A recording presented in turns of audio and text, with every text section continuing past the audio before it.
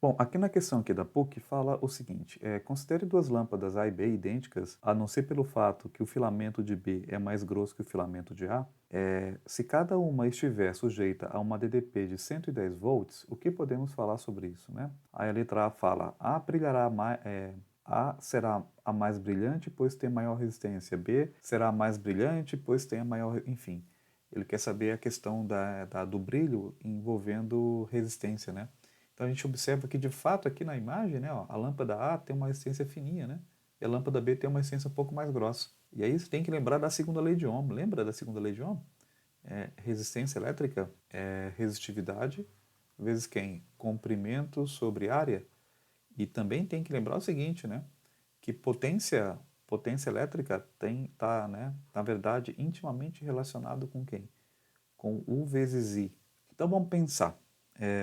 Qual lâmpada vai brilhar mais? Bom, qual lâmpada vai brilhar mais? Aquela que tiver maior potência, né? Então, quem tem maior potência brilha mais.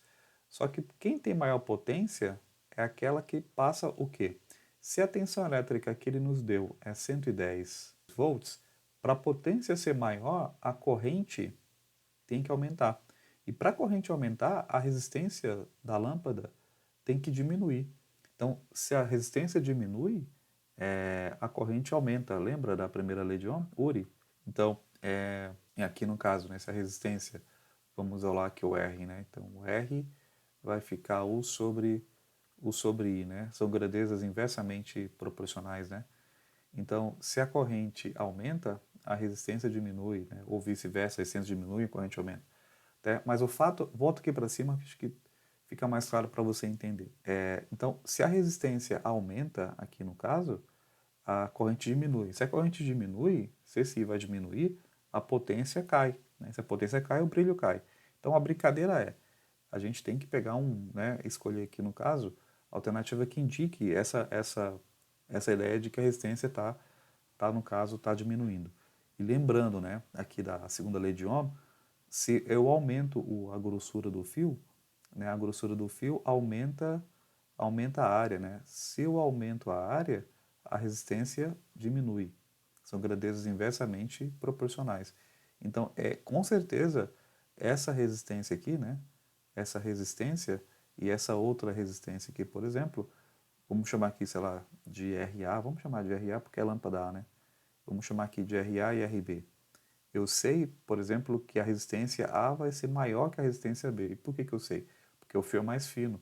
Se o fio é mais fino, né, a área diminui e a resistência aumenta. Né? Então, vamos ver aqui as alternativas para a gente ver se a gente encontra aí aquilo que quer saber.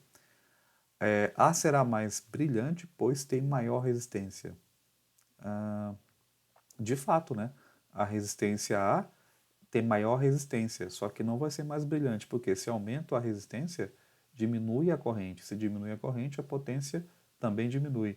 Então, essa última frase está certa, mas aqui não, né? Ela não vai brilhar mais porque a resistência é maior, diminui corrente, potência também diminui. Letra B. B será mais brilhante, pois tem maior resistência. Não, o B não tem maior resistência, o B tem menor resistência. Então aqui está errado, aqui não tem maior resistência não. C.